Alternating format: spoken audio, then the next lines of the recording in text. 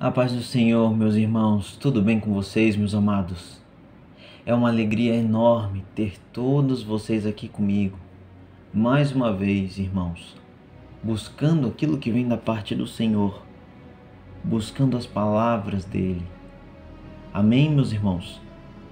Antes de iniciarmos a nossa análise de hoje, vamos fazer uma rápida oração para que o Senhor venha tirar essas travas que existem em nós, para que nós venhamos poder ouvir a sua voz, para que possamos enxergar a verdade e entender aquilo que ele quer nos dizer. Amém?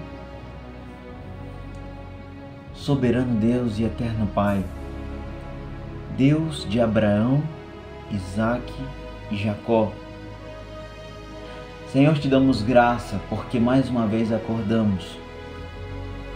Te damos graça, Senhor, porque mais uma vez respiramos. Te damos graça, Senhor, porque temos esse privilégio, essa honra, Senhor, que é estar buscando a Tua presença mais uma vez. Queremos estar entrando, Senhor, neste momento, em espírito. Queremos, Senhor, estar entrando, aleluias, em contato direto contigo. Grande Deus, abençoa cada um dos inscritos, abençoa cada um daqueles que clicaram nesse vídeo, abençoa grandemente suas vidas. Senhor, vai tirando toda a dor, vai tirando, Senhor, tudo aquilo que vem criando agonias e preocupações em suas mentes. Senhor, vai tranquilizando, vai acalmando esses corações. Senhor, continua fazendo esse teu trabalhar poderoso na vida de todos eles. Eu tenho certeza, Senhor, que não foi em vão que essas pessoas clicaram nesse vídeo. Não é em vão, Senhor, não é por sorte e nem por acaso. Eu creio, Senhor, no teu propósito na vida de cada uma dessas pessoas. Então, Senhor, que nós venhamos compreender a tua palavra. Faça, Senhor, com que o teu Santo Espírito e não o irmão Bruno venha conduzir, Senhor, esta análise. Que o teu Santo Espírito possa, Senhor, nos esclarecer tudo aquilo que o Senhor quer nos dizer. Pai, faça assim. Oramos a Ti em nome de Jesus. Amém, Senhor. Amém, meus amados. Então, hoje o texto que nós vamos analisar se encontra no livro dos Juízes, no capítulo 3, a partir do verso 15. Juízes, capítulo 3, do verso 15 em diante. O título da versão que vos leio diz: Eude livra-os. Então os filhos de Israel clamaram ao Senhor, e o Senhor lhes levantou um libertador, Eude, filho de Gera, benjamita, homem canhoto. E os filhos de Israel enviaram pela sua mão um presente a Eglon, rei dos Moabitas. E Eude fez uma espada de 2 fios, do comprimento de 1 côvado, e cingiu-a por debaixo dos seus vestidos, à sua coxa direita. E levou aquele presente a Eglon, rei dos Moabitas. E era Eglon um homem muito gordo. E sucedeu que, acabando de entregar o presente, despediu a gente que trouxera o presente. Deixa eu puxar um pouquinho mais aqui para que a gente possa ver melhor. Versículo 19.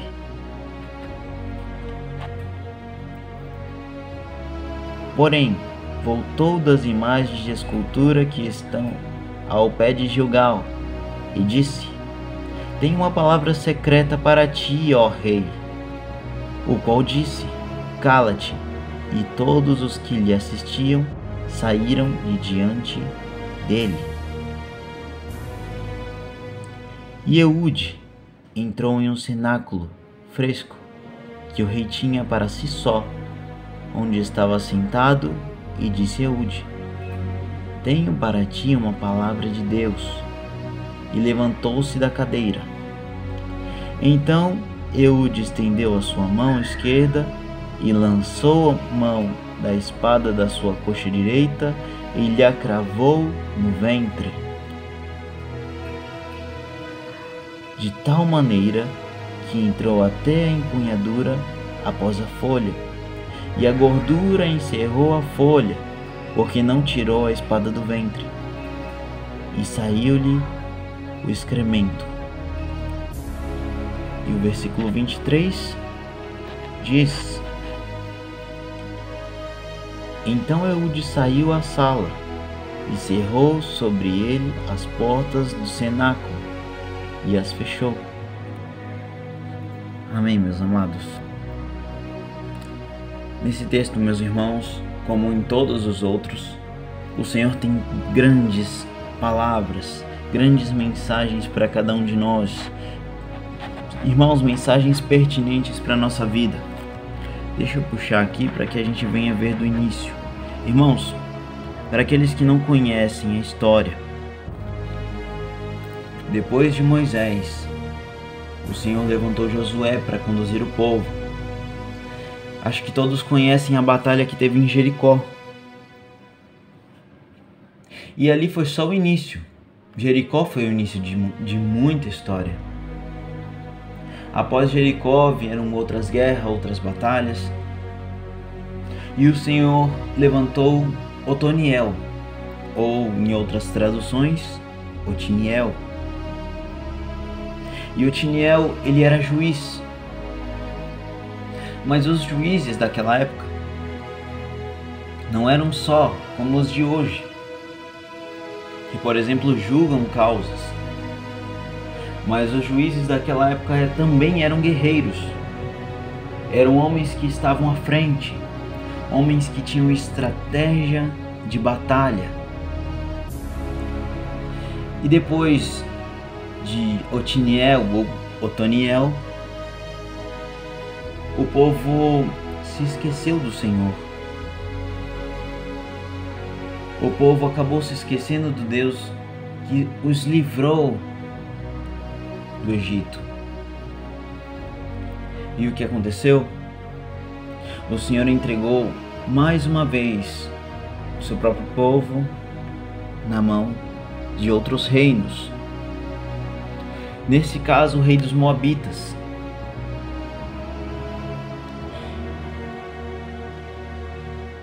O rei dos Moabitas, que era um homem, como diz a palavra, muito gordo, provavelmente um homem severo, que cobrava impostos.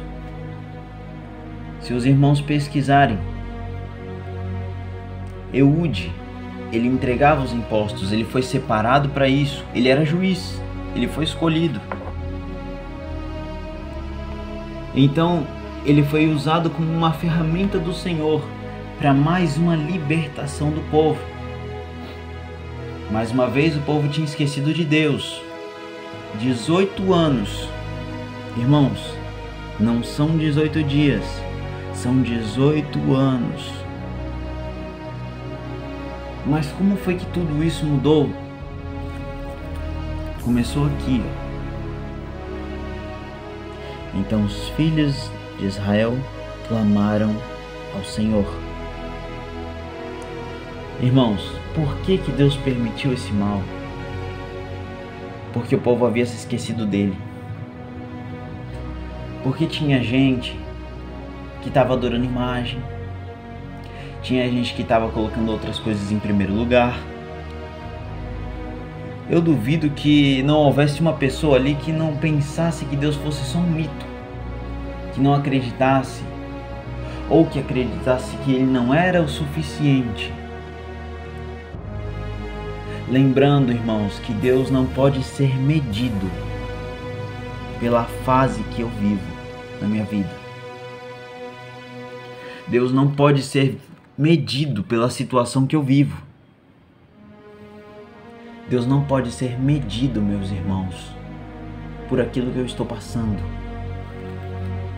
Mas tem gente que não consegue acordar. Irmãos, foram 18 anos.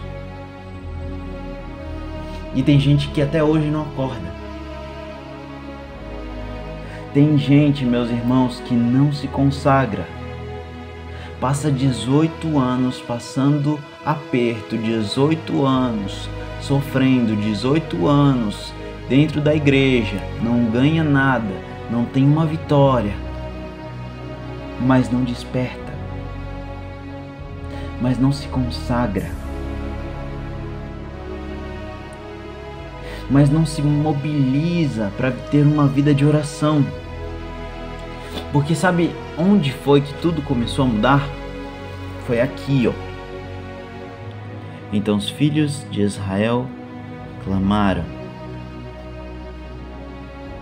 O povo clamou e o Senhor ouviu.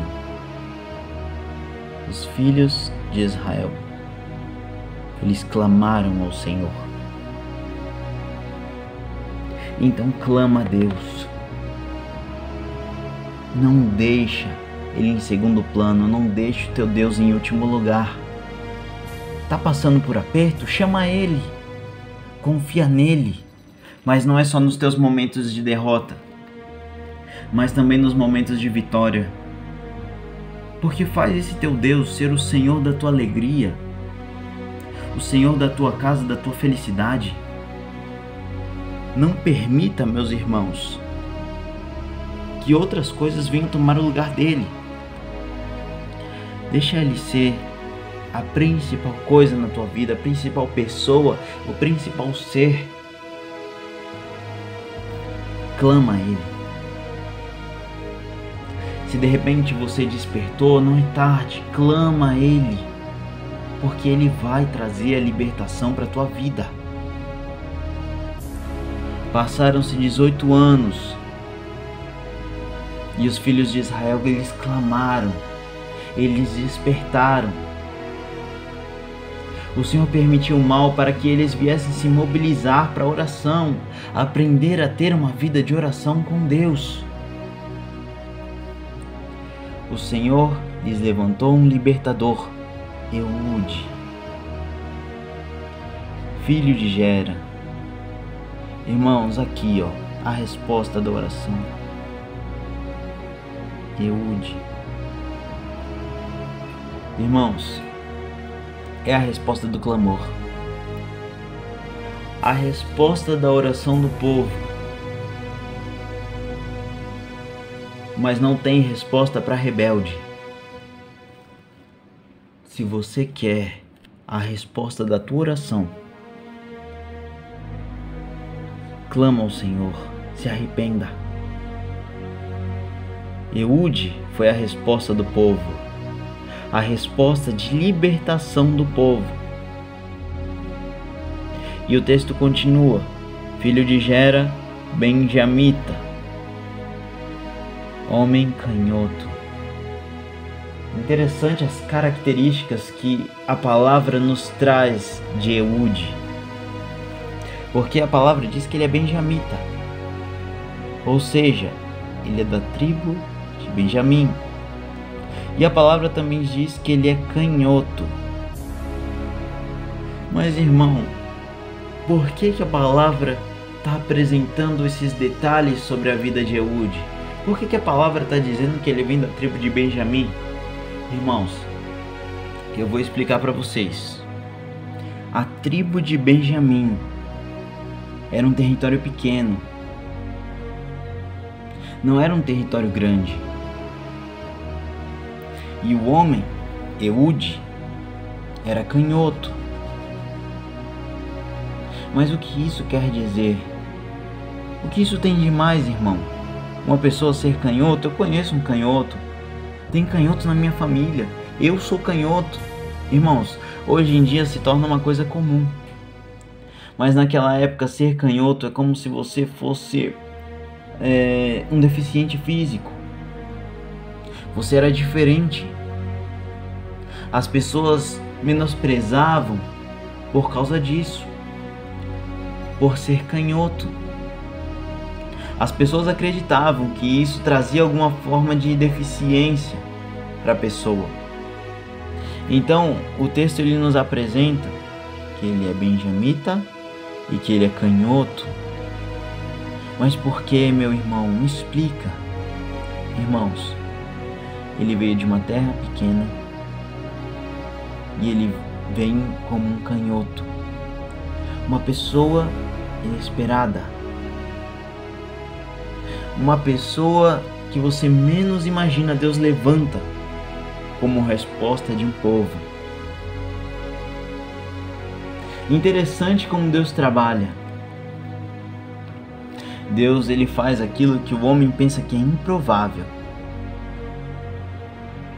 Não despreze como Deus vai fazer. Não é a tua lógica, não são os teus métodos, é o jeito dele. Não menospreze os planos de Deus. Sabe por quê, meus irmãos? Porque Eude, ele é canhoto, mas Deus está na vida dele.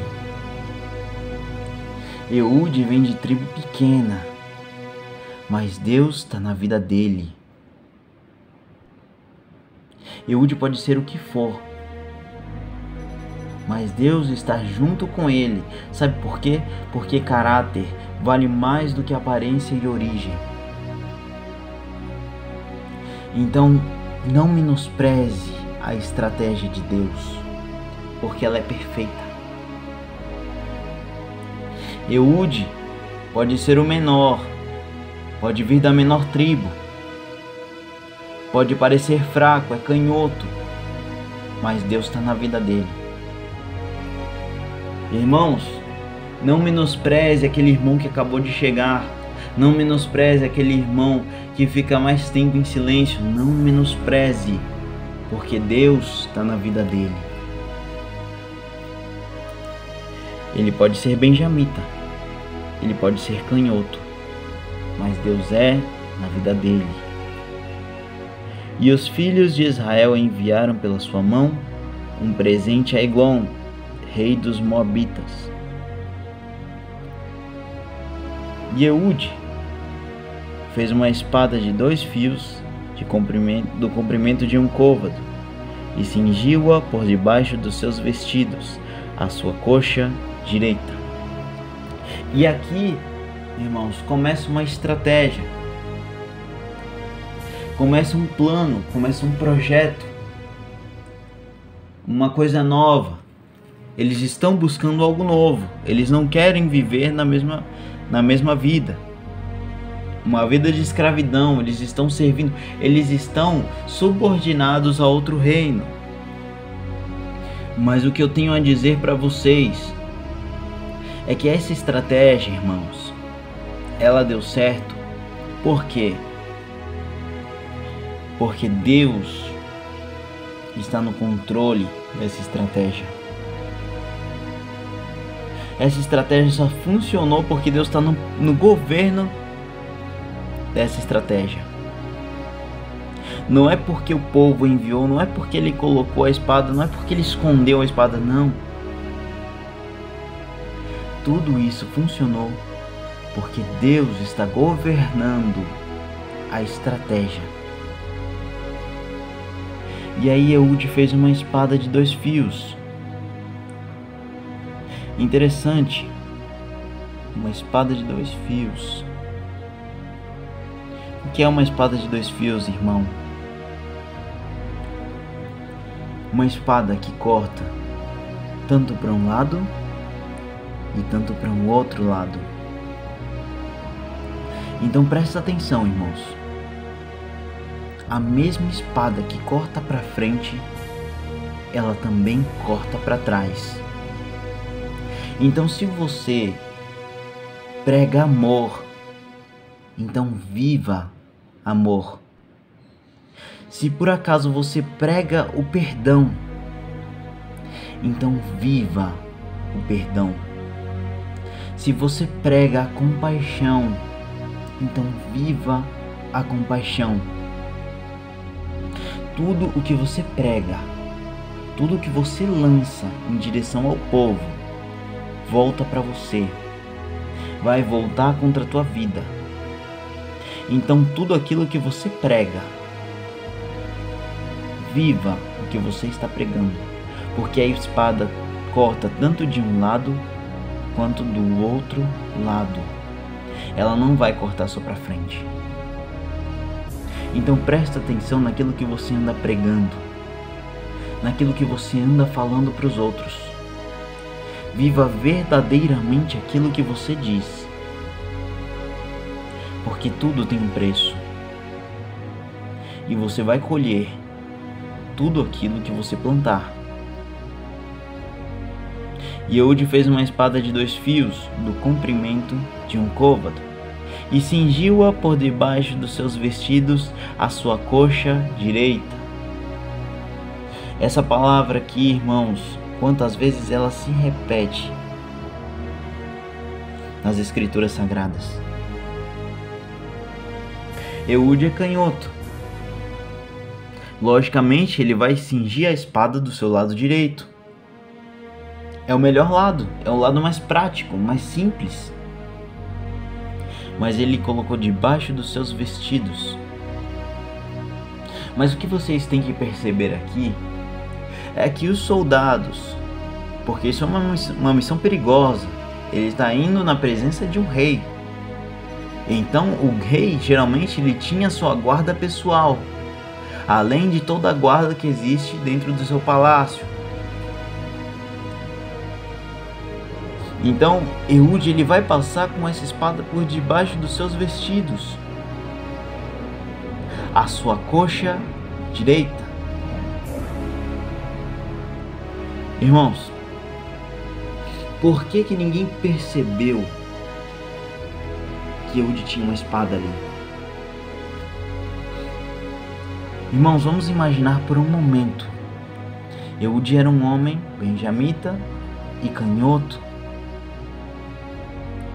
Vamos parar para imaginar um pouco. Será que por acaso a guarda pessoal do rei subestimou Eude só porque ele era canhoto? Será que só por ser canhoto as pessoas duvidaram do que Eude era capaz? Eude escondeu a espada. Será que ninguém parou para pensar, só porque ele era canhoto, o que ele tinha capacidade de fazer? Meus irmãos, foi um erro fatal. Eude escondeu ela debaixo dos seus vestidos. Uma espada pequena, uma adaga, um punhal, à sua coxa direita. Quantas vezes, hein, irmãos, o lado direito aparece na palavra? Quantas vezes nós percebemos esse detalhe? Muitas vezes o Senhor fala da sua destra, da sua mão direita. Antigamente, os pais abençoavam seus filhos, colocando a mão deles debaixo da sua coxa direita.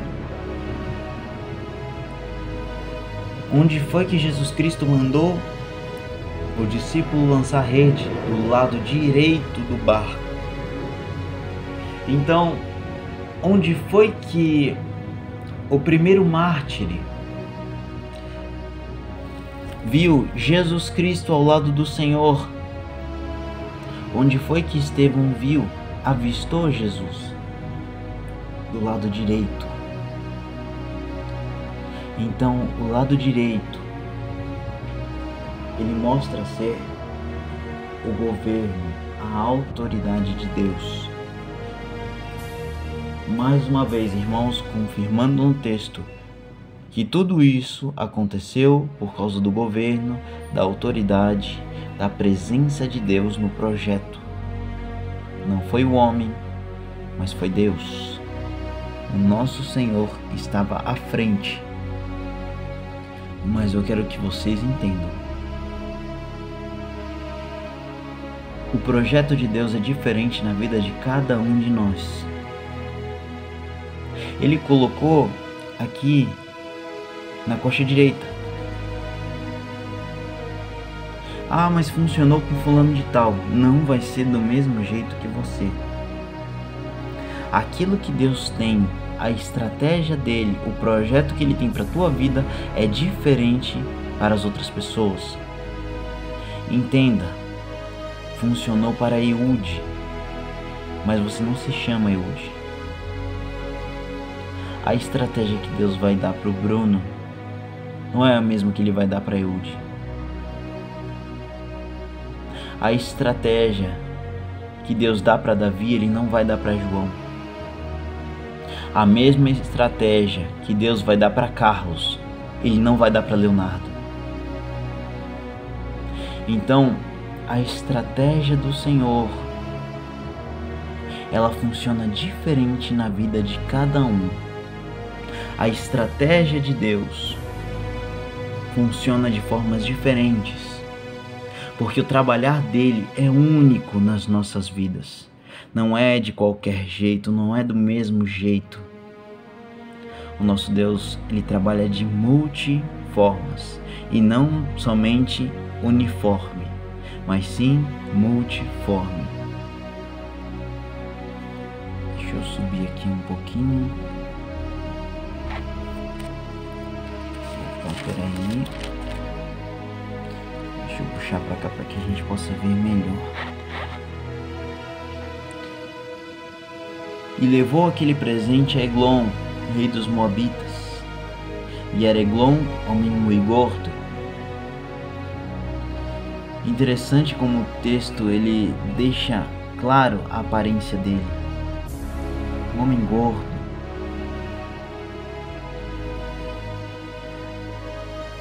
A gordura que esse homem tem, toda a sujeira de dentro do seu corpo, de tanto que ele usufruiu de coisas da terra, se tornou um homem obeso. Sabe o que isso me faz pensar? Existe uma porta larga e existe uma porta estreita, onde todos nós vamos atravessar. Então eu me pergunto, coisas terrenas vão fazer com que eu não entre na porta estreita?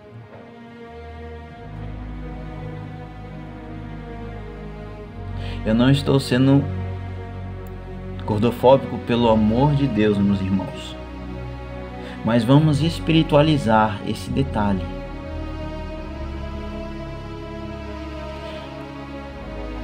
Para passar pela porta estreita, como é que eu tenho que estar na minha vida?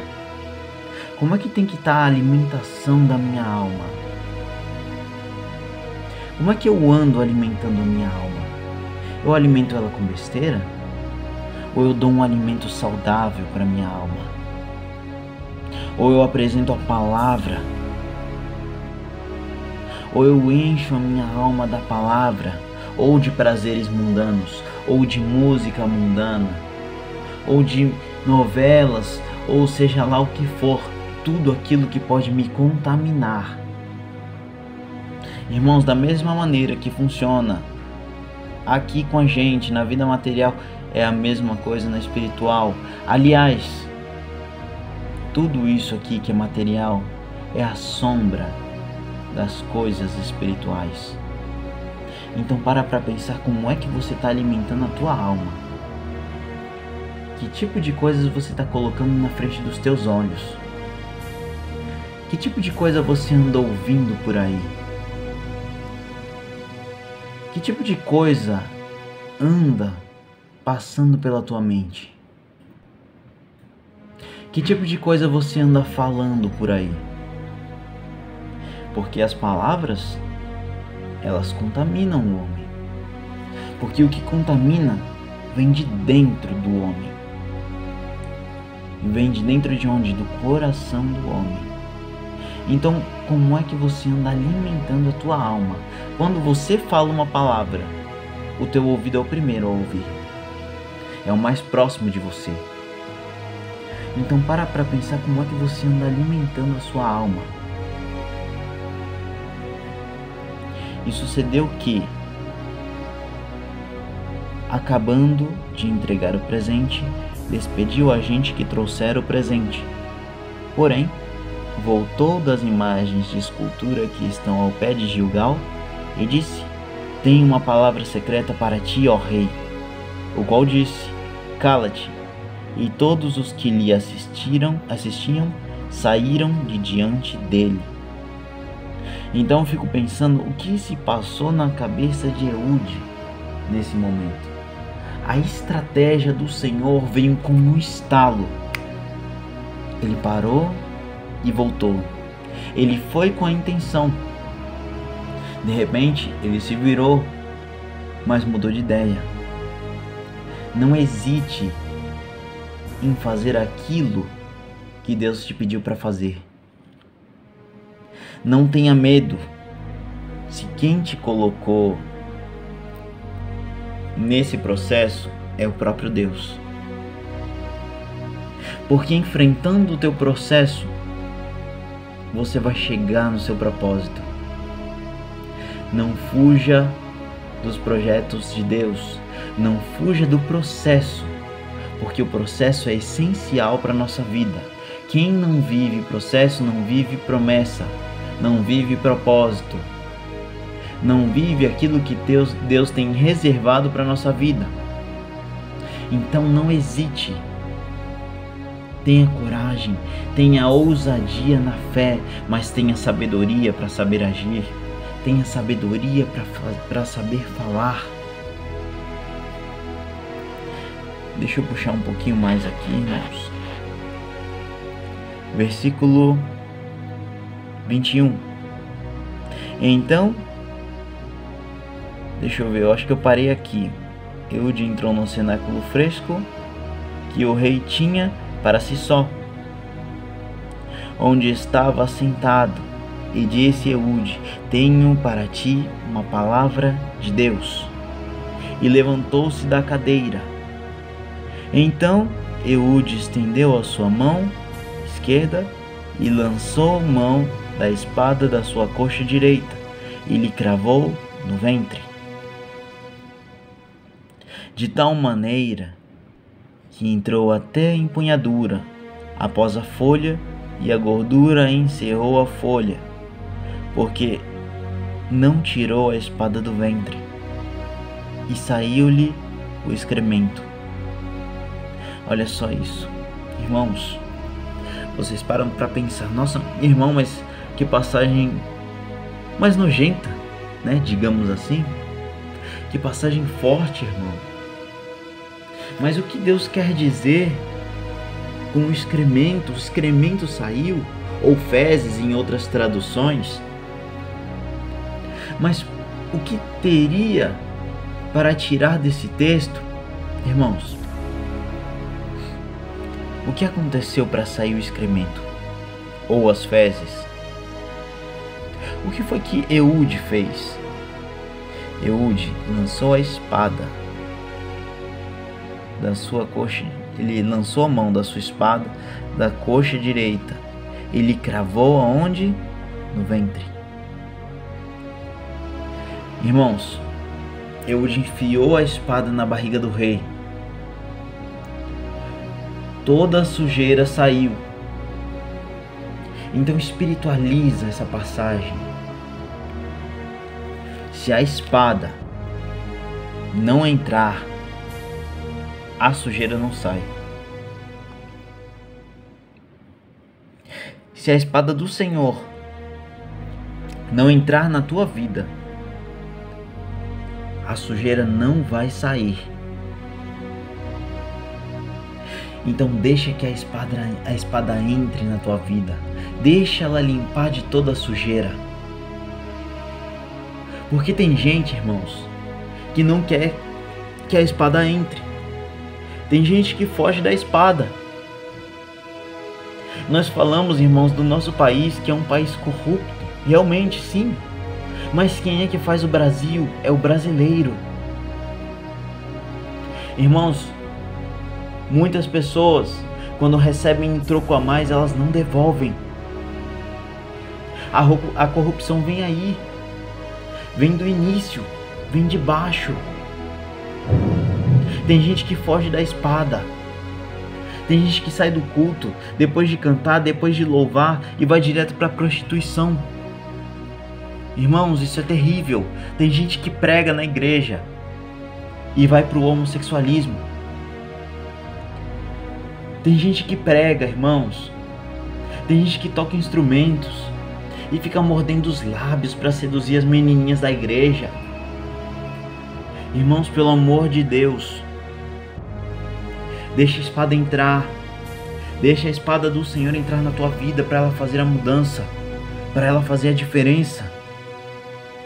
É para todo o excremento sair.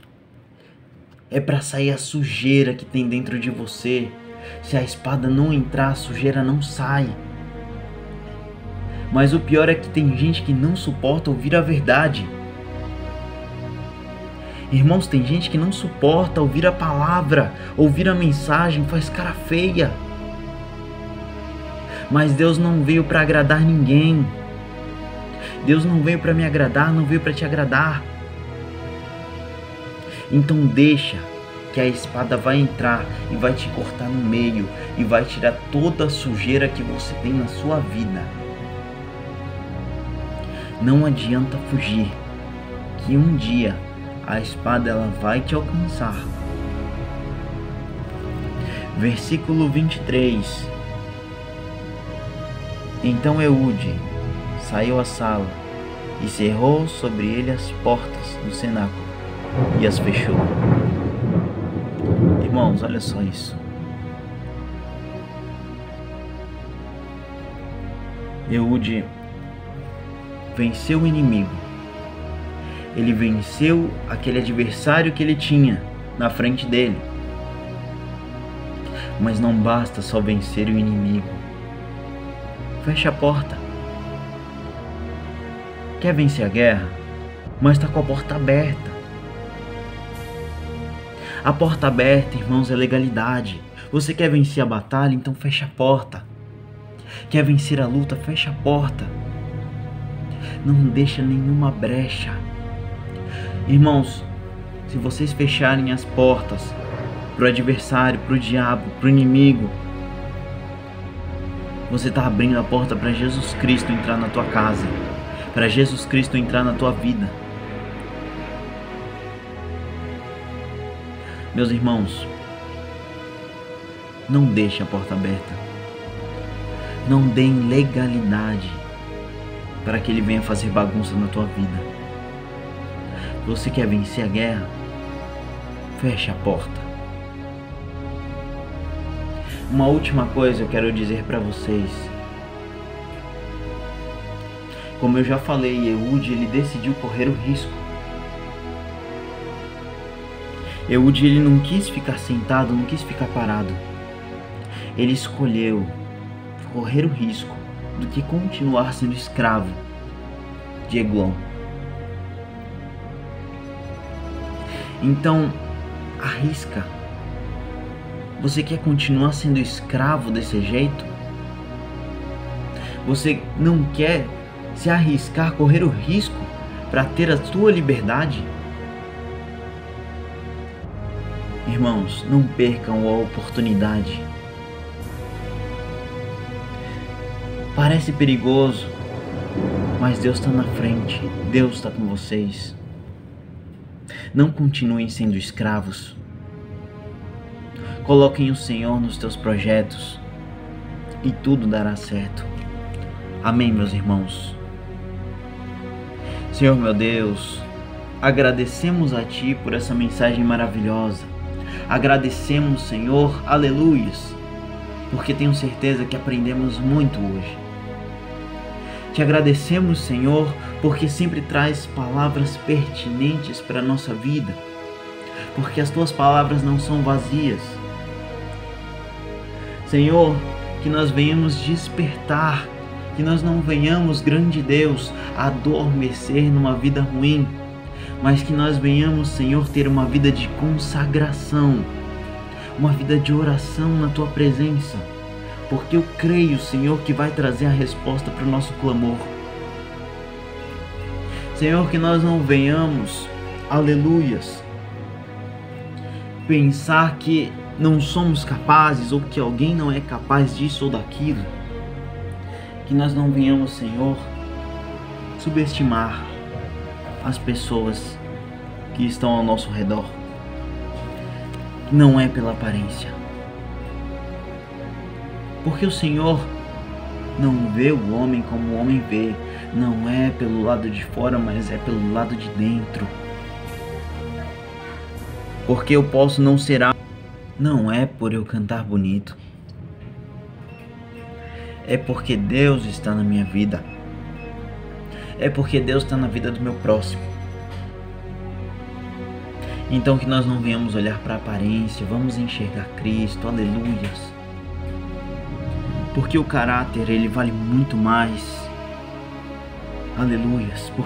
Para que eu não venha olhar só pelas as características, pelas habilidades da pessoa, mas sim pelo que ela realmente é. Ela tem Cristo na vida dela, ela tem o Senhor. E as estratégias, não sou eu que vou fazer, as estratégias são do Senhor, os projetos são dele. Só vai dar certo na minha vida se eu colocar nas mãos dele. Não é pela minha mão, mas é pela mão dele. É pela bênção dele. E que nós venhamos, grande Deus, permitir que a tua espada ela adentre cada um de nós, para que ela venha tirar toda a sujeira, para que ela venha, Senhor, nos cortar no meio, para que nós não venhamos, Senhor, ter uma vida hipócrita, uma vida, Senhor, em que nós saímos do culto e vamos para a prostituição, mas que nós venhamos ter uma vida diferente, uma vida na tua presença.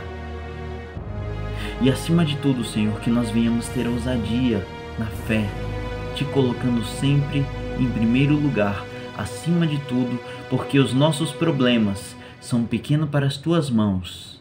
Amém e amém.